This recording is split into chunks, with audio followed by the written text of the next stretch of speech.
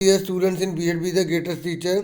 आज मैं आपको लर्निंग एंड टीचिंग से रिलेटेड कुछ नोट्स प्रोवाइड करने जा रहा हूँ जो आपके एमसीक्यू एग्ज़ाम के लिए या अगर आप थ्योरी का एग्ज़ाम दे रहे हैं तो उसमें भी आपके लिए काफ़ी वैल्यूबल रहेगा। ठीक है, जैसे कि आप तो जानते हैं कि आपका कल जो एमसीक्यू का पेपर है तो उसी को ध्यान में रखते हुए कुछ शॉर्ट्स भी मैंने सारी इन्फॉर्मेशन कलेक्ट करके आपके लिए लिखी है जो आपके सब्जेक्ट से रिलेटेड है।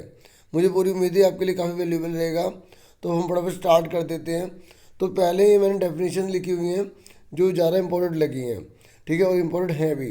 ठीक है, learning is the modification of behaviour through experience and training. ये किसने कहा था कि लर्निंग जो है वो मॉडिफिकेशन है बिहेवियर का, जिसमें एक्सपीरियंस और ट्रेनिंग के द्वारा ऐसा पाया जाता है, होता है।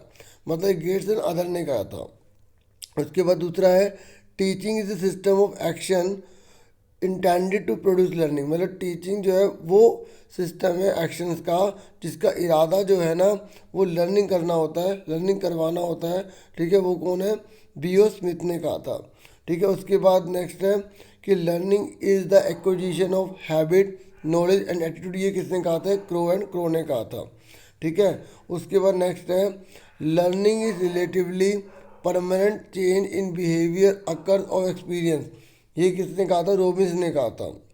ठीक है, और ये जो बुक है ना एक्टिविटीज़ ऑफ टीचिंग, ये किसने लिखी है? ये थॉमस ग्रीन ने लिखी है। ठीक है, आगे बढ़ जाते हैं। नेक्स्ट पेज है, आपको ये बताया गया है कि जो एलिमेंट ऑफ टीचिंग है वो 4 हैं। मतलब ये पूरा का पूरा टीचिंग है। इसके अंदर ट्रेनिंग, इंस्ट्रक्शन, कंडीशनिंग और इंडोक्ट्रिनेशन आता है। ठीक है, तो अब इंस्ट्रक्शन किसे कहते हैं? ये कह रहा है कि जो इंस्ट्रक्शन होते हैं ना वो अनडेमोक्रेटिक होते हैं, सिस्टमेटिक होते हैं, स्पेसिफिक होते हैं। मतलब अगर टीचर नहीं है ना तब भी अगर बच्चे को इंस्ट्रक्शन पता है तो वो उसके अकॉर्डिंग काम कर लेगा। ठीक है, तो मैंने मेन सारी बातें लिखी है ताकि एग्ज़ाम में अगर कुछ एग्जाम्पल के थ्रू पूछे तो आपको पता लग जाए कि वो कौन सा है। इंडोक्ट्रिनेशन का मतलब होता है ये सुपरस्टिशन बेस पर होते हैं, मतलब अंधविश्वास पर होते हैं आधारित। इसमें ना आपने एक धारणा बना रखी होती है। ठीक है, और इसमें कोई आर्गुमेंट नहीं करता। आपने कोई विचार बना रखा कि ये लोग ऐसे होते हैं, ये चीज़ ऐसे होती है, वो ऐसे होती है। ठीक है, तो वो इंडोक्ट्रिनेशन में आता है। उसके बाद ट्रेनिंग। ट्रेनिंग प्रैक्टिकल से रिलेटेड होती है, स्पेसिफिक होती है, किसी स्पेशल पर्पस के लिए दी जाती है। जैसे आप टीचर की पढ़ाई कर रहे हो तो आपको जो ट्रेनिंग दी जाएगी वो टीचिंग से रिलेटेड दी जाएगी। डॉक्टर है तो डॉक्टर को उसी के अकॉर्डिंग जो है ट्रेनिंग दी जाएगी। तो ट्रेनिंग इसलिए स्पेसिफिक होती है। ठीक है, और ये मॉडल पर बेस्ड होती है क्योंकि इसके क्राइटेरिया होते हैं कि ऐसे ऐसे करना। ये नहीं कि किसी भी तरह किसी को ट्रेनिंग दे दी जाएगी।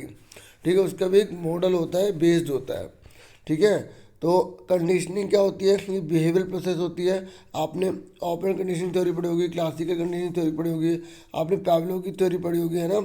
तो पैवलो ने किस प्रकार से जो है जो घंटी बजती थी तो भोज खाना आता था, घंटी बजती थी खाना आता था, है ना। फिर उसके मुंह से लार आने लग जाता था। तो एक बार क्या हुआ, जब खाना नहीं आया, घंटी बजी, तभी उसके मुंह से लार आ गया, तो कंडीशनिंग कर दी। तो ये इससे भी लर्निंग होती है। ठीक है, जब हम किसी को किसी कंडीशन कर देते हैं, जोड़ देते हैं। और ये थ्योरी है ना, थ्योरी किसे कहा जाता है? ये एब्स्ट्रैक्ट होती है और जनरलाइजिंग करती है थिंकिंग को। ठीक है, थ्योरी का एक पूरा कंसेप्ट था तो उस पर तो मैंने वीडियो नहीं बनाई है और मैंने उसके बारे में भी ज़्यादा नहीं दिया, वो आप अपनी बुक से ही पढ़ लेना। ठीक है, बाकी मैंने कोशिश करी है आगे की चीज़ों के बारे में आप देख लें क्या क्या मैंने कर रखा है। उसके बाद है टाइप ऑफ टीचिंग कौन सी होती है? ऑथोरिटेरियन टीचिंग होती है, डेमोक्रेटिक होती है और लेजिस फेयरी टीचिंग होती है। ठीक है, तो इसमें क्या होता है? ऑथोरिटेरियन में क्या होता है? ये इसके बारे में जो एस सी मॉरिसन ने बताया था 1964 में। ठीक है, ये थॉटलेस टीचिंग होती है, टीचर सेंटर होती है, टीचर जो कहेगा वही बच्चों को करना पड़ेगा। ठीक है, और इस तरीके से ये मेमोरी लेवल बेस्ड होती है, मतलब बच्चों को एक तरह से रटवाया जा रहा है, याद करवाया जा रहा है। दूसरी होती है डेमोक्रेटिक टीचिंग।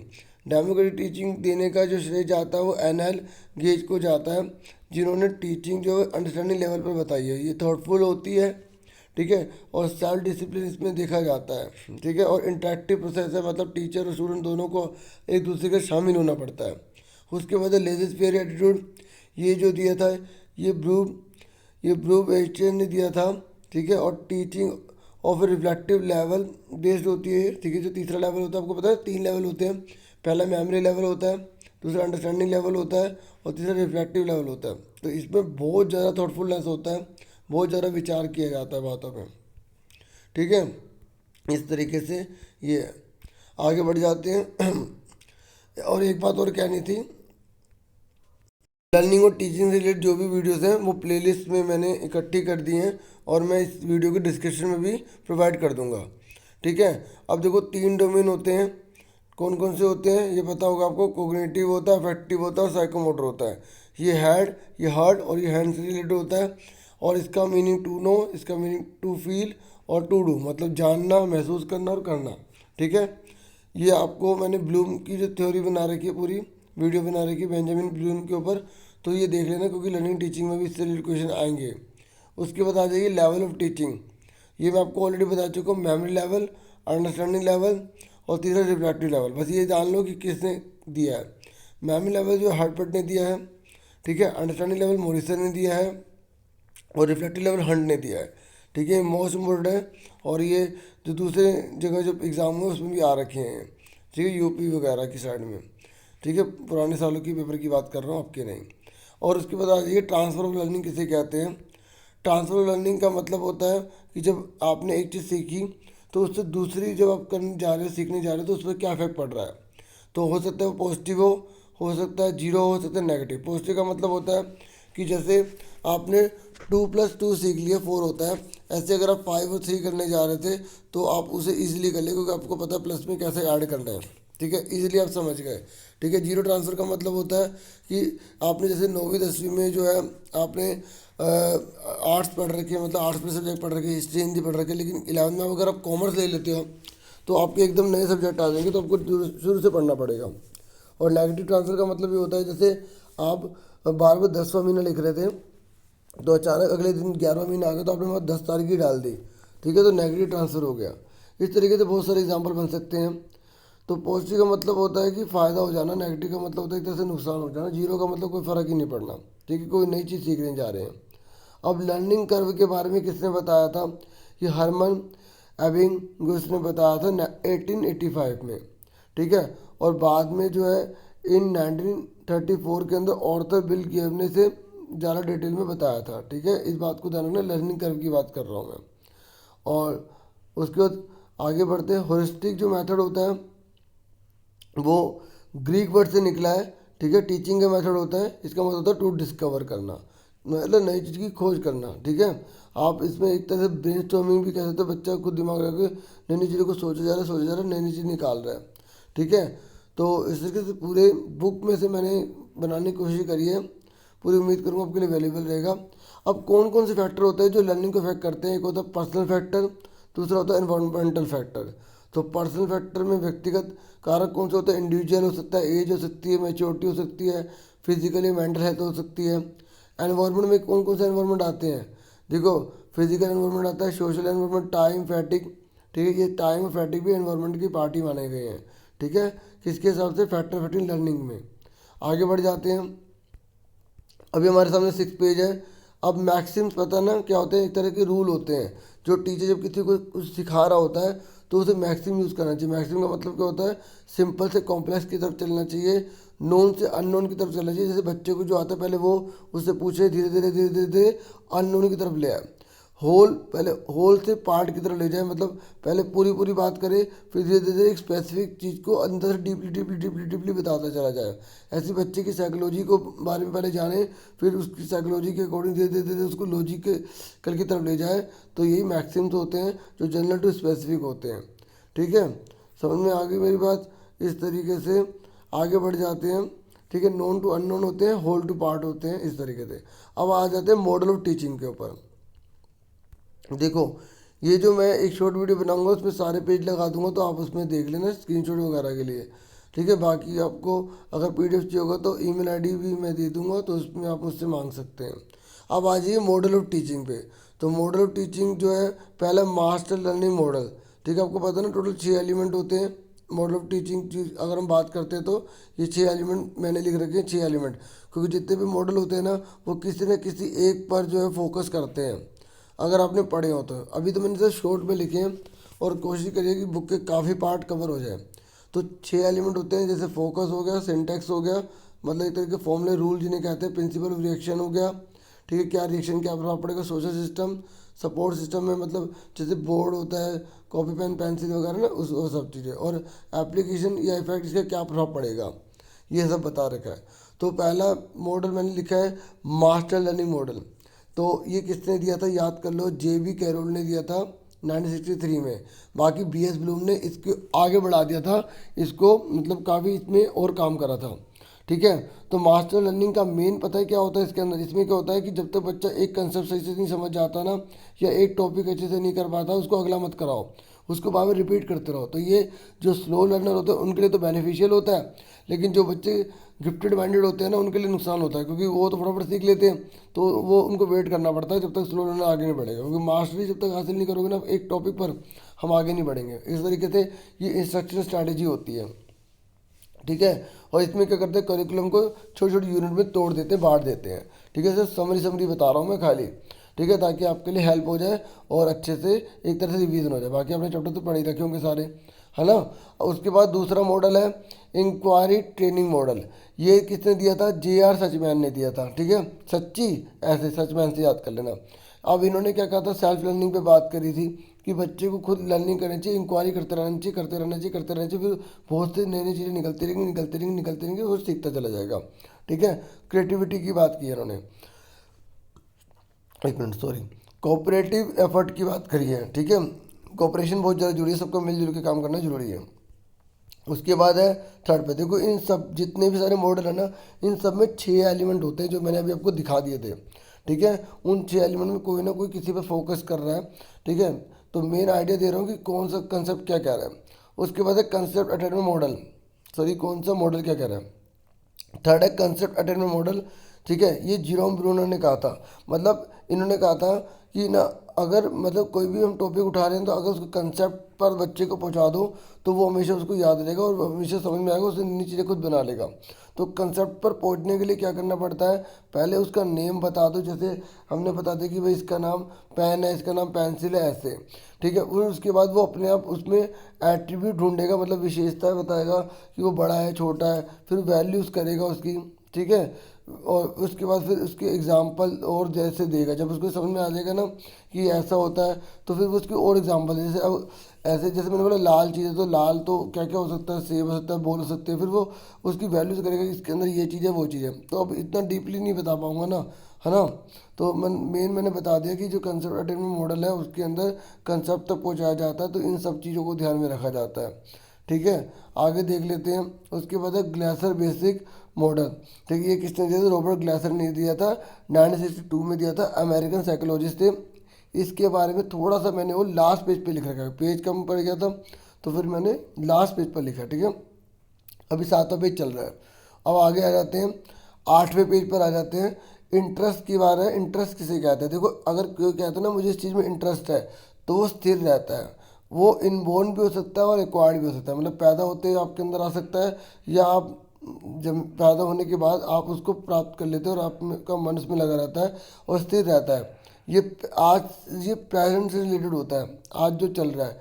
ठीक है, और इंटरेस्ट और अटेंशन कभी भी अलग नहीं हो सकते। अगर देखो, अगर आपको किसी चीज़ में इंटरेस्ट होगा ना तो आप उस पर ध्यान दोगे दोगे, अगर इंटरेस्ट हट गया ना तो आप ध्यान देना बंद कर दोगे। तो इंटरेस्ट और अटेंशन कभी एक दूसरे से अलग नहीं हो सकते। ठीक है, उसके कल्चर के बारे में डेफिनेशन मैंने लिख दिया खाली। टी.एस. इलियट ने कहा था, the term culture include all the characteristics, activities and interest of people. ठीक है, ये कह रहा है कि जो कल्चर होता है उसके अंदर वो सारी की सारी विशेषताएं आती हैं। ठीक है, वो सारी की एक्टिविटी आती हैं और इंटरेस्ट आते हैं पीपल के। ठीक है, तो culture include all the characteristics of activities and interest of people. ठीक है, सारी की सारी एक्टिविटी और इंटरेस्ट आता है पीपल का। आगे देखो, जो टीचर है ना, टीचर वो कौन होता है, असेसर के रूप में हो सकता है, प्लानर हो सकता है, रिसोर्स, रोल मॉडल, फैसिलिटेटर, ये सारे के सारे टीचर के काम होते हैं। ठीक है, टीचर एक बहुत बड़ा रोल प्ले करता है बच्चे के जीवन की लाइफ बनाने में भी, है ना। आगे देख लेते हैं 9th पेज पर, करिकुलम। देखो करिकुलम जो है is the whole living of the peoples of student, मतलब पूरा का पूरा कैसे बच्चे को क्या करना है क्या नहीं करना जब वो पढ़ाई कर रहा है, तो वो सारी सारी चीज़ में कवर हो जाती हैं। ठीक है, ये डेफिनेशन जो है किसने दिया है, किल पैट्रिक ने दी है। ठीक है, आप इसे पढ़ लेना। अब करिकुलम जो है वो लेटिन भाषा का शब्द है, करिसरी है, ठीक है, जो मैंने एमसीक्यू पे वीडियो बना रखी है उसमें भी क्वेश्चन मैंने दिया था ये। और रेस कोर्स जो है इसका मतलब होता है, ठीक है, मतलब एक दौड़ है, ये दौड़ का मैदान है, क्योंकि आपको जितना दौड़ सकते दौड़ो, उतना आगे बढ़ते चले जाओगे, आपको काफ़ी नॉलेज मिलती चली जाएगी, है ना। इस तरीके से उसके बाद है मेंटली रिटार्डेड चिल्ड्रन कहने का आ गया। तो देखो जिनका आईक्यू जो लेवल है ना वो 80 से कम होता है उन्हें कहा जाता है। तो इसके अंदर ये आते हैं सारे, ठीक है, ये ऐसे देख लेना, ठीक है। ये जो है आपके लर्निंग एंड टीचिंग से रिलेटेड नहीं था, तो मैंने नोट कर दिया था, बाद में देखा था कि आपके टॉपिक में नहीं है ये, है ना। तो एक बार देख लेना, मैं इसके बारे में बता नहीं रहा, ठीक है। आगे देखते हैं, 10th पेज पर आ गए हम। अब प्ले क्या है, प्ले जो है इज नॉन लिटरल इमेजिनेटिव होता है, सेल्फ चूजन होता है, अपनी मेडिसिन चुनते हैं, सेल्फ डायरेक्टेड होता है, ठीक है, और हम खुद गाइडेड करते हैं इसमें, और मेंटल रूल्स होते हैं इस तरीके से। ये भी जो है ना टॉपिक, ये भी आपका लर्निंग एंड टीचिंग का नहीं था, ठीक है, तो मैंने नोट कर दिया था, बाद में चेक किया था, तो ये आपके सिलेबस में नहीं था, ठीक है। तो देख लो कौन कौन से प्ले होते हैं, और ठीक है, ये आप, मैं पढ़ नहीं रहा इसको, ठीक है, आगे बढ़ जाते हैं। 11th पे आ जाइए। अब देखो प्रोसेस ऑफ लर्निंग, अगर लर्निंग जब की जाती है तो उसका प्रोसेस क्या होता है। पहला मोटिवेशन, देखो अलग अलग व्यक्तियों ने अलग अलग बताया है, ये कोई नाम नहीं है, याद करने का तरीका बताया है। देखो पहले मोटिवेशन, फिर गोल, फिर ऑब्स्टेकल, फिर रीइंफोर्समेंट, फिर उसके बाद इंटीग्रेशन एंड जनरलाइजेशन, तो ये लर्निंग का प्रोसेस होता है। तो याद करने का तरीका महागौरी बना दिया, ठीक है, ये मगोरी जैसे आप याद करना है, तो MGORI, ठीक है, इस तरीके से। आगे देखते हैं, एक और तरीका लिखा हुआ है लर्निंग का, एक्विजिशन, फिर उसके बाद मेंटेनेंस, फिर प्रोफिशिएंसी, फिर जनरलाइजेशन, फिर अडेप्टेशन, ठीक है, ये MPISA याद करने का तरीका। अब देखो 3 होते हैं, एक होता है assessment for learning, assessment as learning, और असेसमेंट ऑफ लर्निंग। इसमें बहुत कन्फ्यूजन होती है और एग्जाम में आ भी जाता है। असेसमेंट फॉर लर्निंग मतलब फॉर्मेटिव होता है, ठीक है, टीचर इसके थ्रू बच्चे के लिए इंफॉर्मेशन तैयार करता है, और फिर उसको किस तरीके से रेमेडी देनी है, सुधार करना है वो। जैसे अगर आपके मिड टर्म के पेपर हो रहे हैं, FA1 FA2 हो रहे हैं ना, तो जैसे छोटे बच्चों की बात कर रहा हूँ, तो उनको हम असेसमेंट फॉर लर्निंग कहेंगे, ठीक है। असेसमेंट एज लर्निंग का मतलब होता है बच्चा अपने बारे में खुद पता लगा रहा है कि उसने कितनी अच्छी परफॉर्मेंस करी है, क्या कमी रह गई है, वगैरह वगैरह, ठीक है, इस तरीके से। और असेसमेंट ऑफ जो लर्निंग होती है लास्ट में होती है, एक तरह से प्रोडक्ट माना जाता है, इसे हम प्रोसेस कह सकते हैं, इसको प्रोडक्ट कह सकते हैं। ये समेटिव होता है, ये टीचर के द्वारा किया जाता है, इससे बच्चे का रिजल्ट वगैरह तय होगा कि बच्चे ने क्या परफॉर्मेंस करी है, ठीक है। ये फॉर्मेटिव होता है और ये समेटिव होता है, इस बात को ध्यान रखना, ठीक है। क्लियर हो गया, आगे बढ़ जाते हैं। नेक्स्ट है 12वां। अब टीचिंग मेथड कौन कौन से होते हैं, देखो टीचिंग मेथड बहुत सारे होते हैं। स्टोरी टेलिंग मेथड, ये इन्हें हम प्राचीन मेथड भी कह सकते हैं, text book method, lecture method, ठीक है। देखो चोक एंड टोक मेथड भी बोला जाता है लेक्चर मेथड को, तो कंफ्यूज मत होना, what is another name of the lecture method, chalk and talk method, ठीक है। वैसे तो ये लिखा एग्जाम में आता है, ये पूछ जाता है, सीटेट के एग्जाम में बहुत बार पूछा हुआ है, ठीक है। उसके बाद डिमोन्स्ट्रेशन मेथड है, ट्यूटोरियल मेथड है, क्वेश्चन आंसर मेथड है। क्वेश्चन आंसर मेथड किसने दिया था, सोक्रेट ने दिया था, ठीक है। डिस्कशन मेथड है, ह्यूरिस्टिक मेथड है, ह्यूरिस्टिक मेथड किसने दिया था, HE आर्मस्ट्रॉन्ग ने दिया था, ठीक है। इस तरीके से प्रोजेक्ट मेथड है, किसने दिया था, WH किल पैट्रिक ने दिया था, ठीक है। और इंडक्टिव डिडक्टिव जो मेथड है वो किसने दिया था, अरिस्टोटल ने दिया था। डिस्कवरी मेथड, ठीक है, ये भी मेथड है। बाकी एक दो की जो नाम है मैंने नहीं लिख पाया, ठीक है। अब देखो ये सबसे इम्पोर्टेंट है इंडक्टिव एंड डिडक्टिव, ये अरिस्टोटल ने दिया है, ठीक है। इंडक्टिव का मतलब पता है क्या होता है, अब याद करने का तरीका बताता हूँ। देखो आई से इलस्ट्रेशन होता है ना, उदाहरण, मतलब एग्जाम्पल, तो ये एग्जाम्पल से रूल की तरफ जाता है। मतलब पहले बहुत सारे एग्जाम्पल देते रहो देते रहो देते रहो, तो बच्चों को फिर उसका रूल बता दो। पहले स्पेसिफिक बात बताओ, फिर जनरली की तरफ ले जाओ, तो ये इंडक्टिव होता है। डिडक्टिव इसका उल्टा होता है, ठीक है। डिडक्टिव में क्या होगा, जनरल टू स्पेसिफिक हो जाएगा, रूल टू एग्जाम्पल हो जाएगा। जैसे अगर उन्होंने किसी बच्चे को पहले फॉर्मूला बता दिया, ठीक है, फिर उसको एग्जाम्पल दिया, फिर उसके बेस पे किया जा रहा है, इस तरीके से। तो रूल से अगर एग्जाम्पल की तरफ जा रहे हैं तो वो डिडक्टिव है, एग्जाम्पल से रूल की तरफ जा रहे थे इंडक्टिव है। अब बच्चे क्या करते हैं, दोनों को याद करते तो कन्फ्यूज हो जाते हैं। आप केवल इंडक्टिव को याद कर लो, आई से इलस्ट्रेशन यानी कि एग्जाम्पल, फिर याद रहेगा एग्जाम्पल से रूल, बाकी सारे अपना बना लोगे स्पेसिफिक टू जनरल, ठीक है। इस तरीके से इंडक्टिव डिडक्टिव के बारे में मुझे लगा बताना चाहिए, तो मैंने बता दिया। आगे बढ़ जाते 13 पेज पे, ये सब टीचिंग मेथड चल रहे हैं। तो किंडरगार्टन मेथड किसने दिया था, फ्रिडरिच फॉरबेल ने दिया था। प्लेवे मेथड भी इन्होंने दिया था, ठीक है, फ्रिडरिच फॉरबेल ने। और ब्रेन स्टॉर्मिंग मेथड किसने दिया था, एएफ ऑसबर्न ने। ये मोस्ट इंपॉर्टेंट है, ये अच्छे से करना। माइक्रो टीचिंग भी बहुत इंपॉर्टेंट है, ड्वाइट एलन ने दिया था। माइक्रो टीचिंग पता है ना, जो पीपल टीचर होता है। देखो पीपल टीचर एग्जाम में लिखा रहता है तो बच्चे कहते हैं ये कौन है। अरे हम जब सीख रहे हैं ना टीचिंग करने के लिए, तो एक जो बड़ा टीचर होता है जो ऑलरेडी है, वो हमें सिखाते हैं, बताते हैं, ठीक है। तो हम उनको फिर करके दिखाते हैं, पूरा डेमो वगैरह दे के दिखाते हैं। 36 मिनट अगर आपको याद हो, ठीक है, तो पूरा प्रोसेस होता है इसका। तो ये भी अच्छे से पढ़ के चले जाना माइक्रो टीचिंग का, ठीक है। तो पीपल टीचर हम ही हैं, जब हम टीचर बनने वाले हैं तो उससे पहले हम अब पूरा पढ़ा के दिखाते हैं कैसे करना, डेमो वगैरह देते हैं, ठीक है। इस तरीके से 36 मिनट का होता है। अब एक बार पूरा माइक्रो टीचिंग भी जरूर पढ़ लेना अगर नहीं पढ़ा तो। मोंटेसरी जो मेथड है वो किसने दिया था, ठीक है, ये डॉक्टर मैरी मोंटेसरी ने दिया था, ठीक है। इटली की है ये, एग्जाम में क्वेश्चन एक बार आ गया था, ठीक है। प्रोग्राम लर्निंग जो है वो किसने दिया था, BF स्किनर ने दिया। बेसिक एजुकेशन MK गांधी ने दिया है, ठीक है। ये भी एग्जाम में आया हुआ है सीटेट में, ठीक है। इमिटेशन मेथड जो है वो किसने दिया, एल्बर्ट बेंडूरा ने दिया है, ठीक है।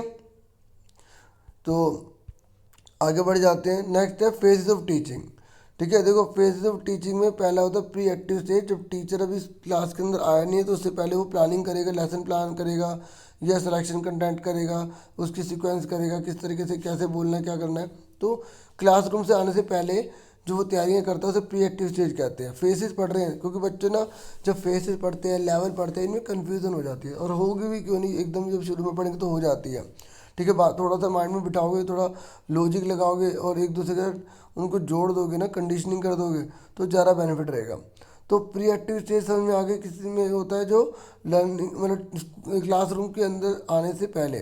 इंटरेक्टिव मतलब टीचर जो है स्टूडेंट से इंटरेक्ट हो गया है, जुड़ गया है, तो उसमें वो क्या करता है, इसमें साइज ऑफ क्लास कैसा है और एक्शन और रिएक्शन कैसा होगा, कैसे टीचर को बोलना है। तो इसके अंदर ये प्रोसेस याद कर लेना, परसेप्शन, फिर डायग्नोसिस, फिर रिस्पॉन्सेज।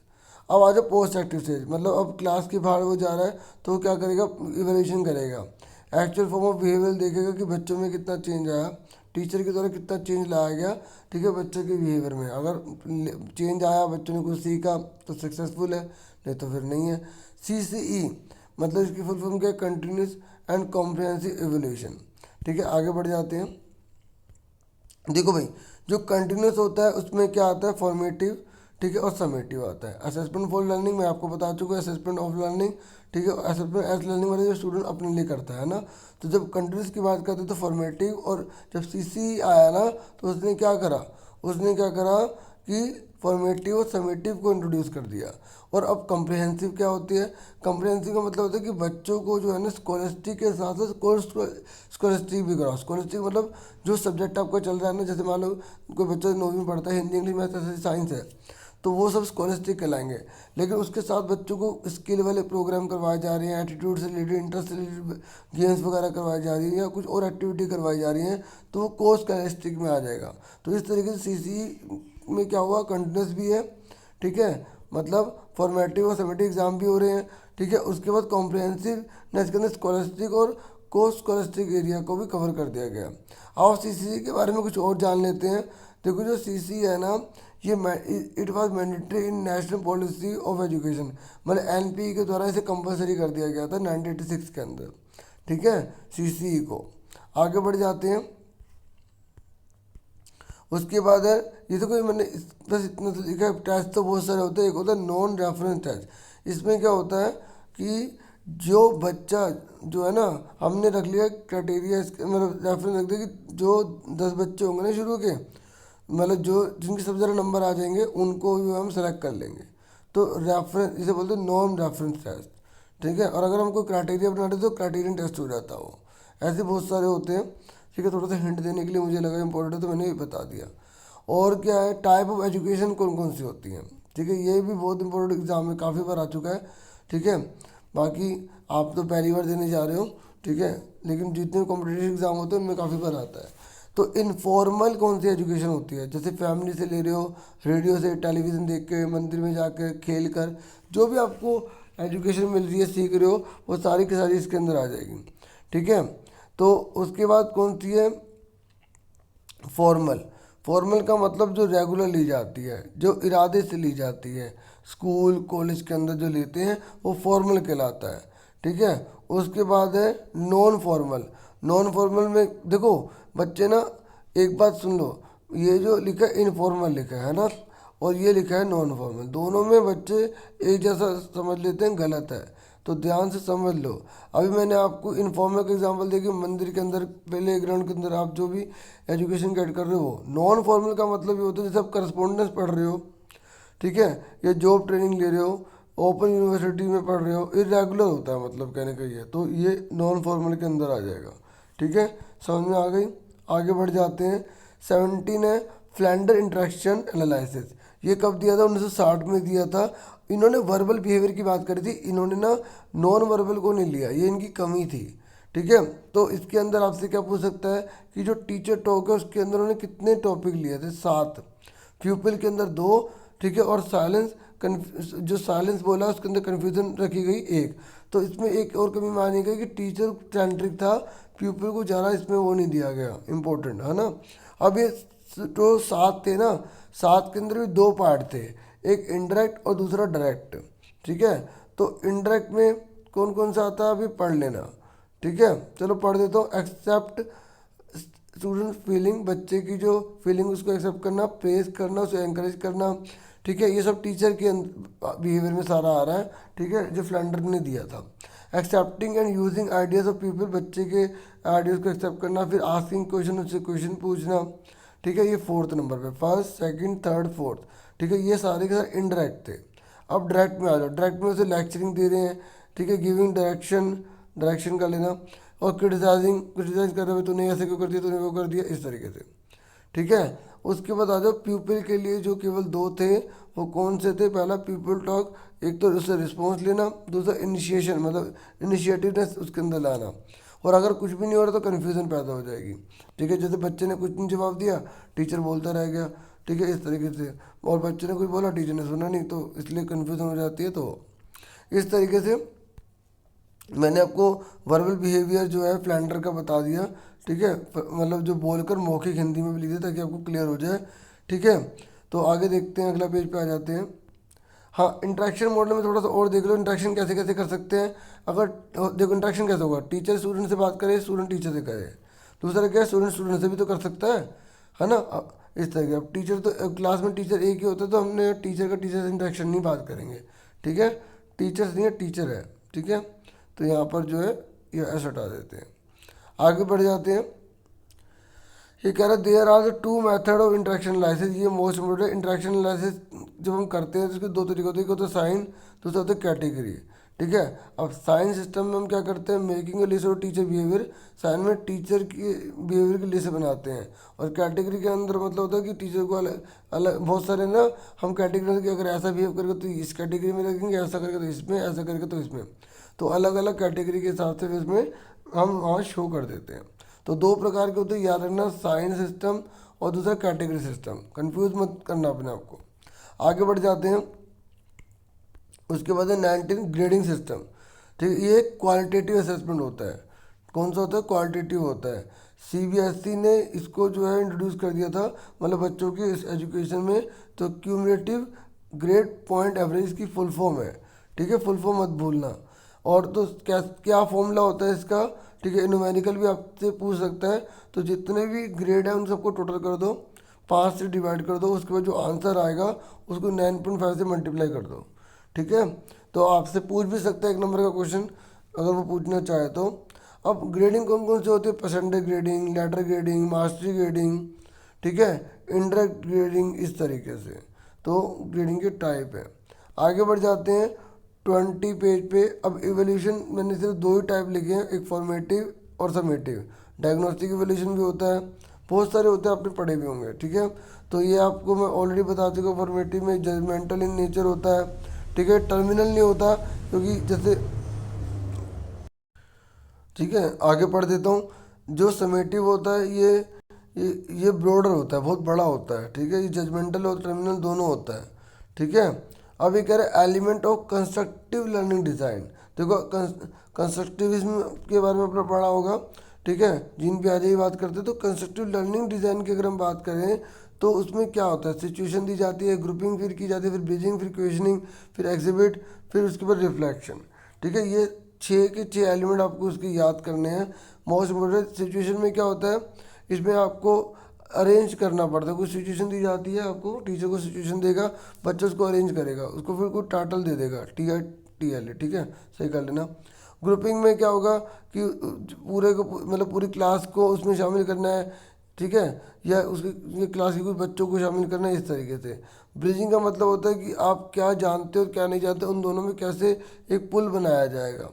क्वेश्चनिंग के अंदर मतलब क्वेश्चन बार बार पूछे जाएंगे, मतलब मेन है कंस्ट्रक्टिव, मतलब बच्चा अपने ज्ञान का निर्माण खुद करे, ठीक है, इस तरीके की चीज़ों को बढ़ाना। एग्जिबिट मतलब होता है दिखाएगा बच्चा करके, सर मैंने ऐसे करा वैसे करा।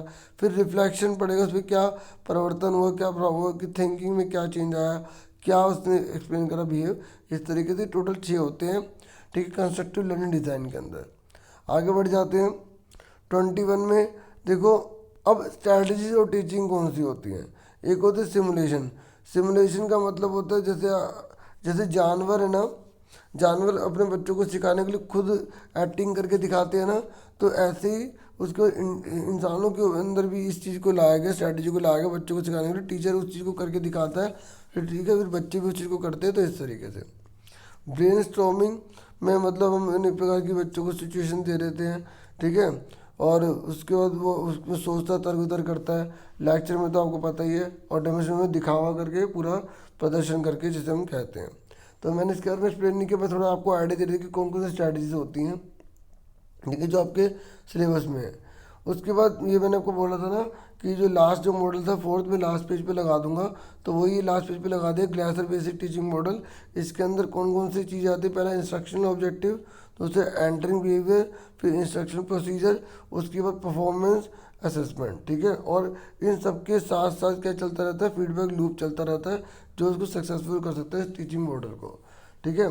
बस इसी में यही बताना था। और और बस ICT के वो आपको पता है, ICT से रिलेटेड भी क्वेश्चन आ सकते हैं, थोड़ा इसके बारे में पढ़ लेना, कंप्यूटर वगैरह से रिलेटेड भी क्वेश्चन आ सकते हैं, ठीक है। तो आज इतना ही बहुत है आज के लिए, और मुझे पूरी उम्मीद है वीडियो आपके लिए अवेलेबल रही होगी। और वीडियो को प्लीज़ लाइक ज़रूर कर देना, ठीक है, सपोर्ट करना। और अगर आप चैनल पर न्यू हो तो प्लीज़ सब्सक्राइब भी करो। और आज के लिए इतना बहुत है। Thank you for watching. और मेरे सभी डियर स्टूडेंट्स, आप सबको मेरी तरफ से बहुत बहुत बेस्ट ऑफ लक, बहुत अच्छा पेपर आप करना, ठीक है। May God bless you and take your self dear students.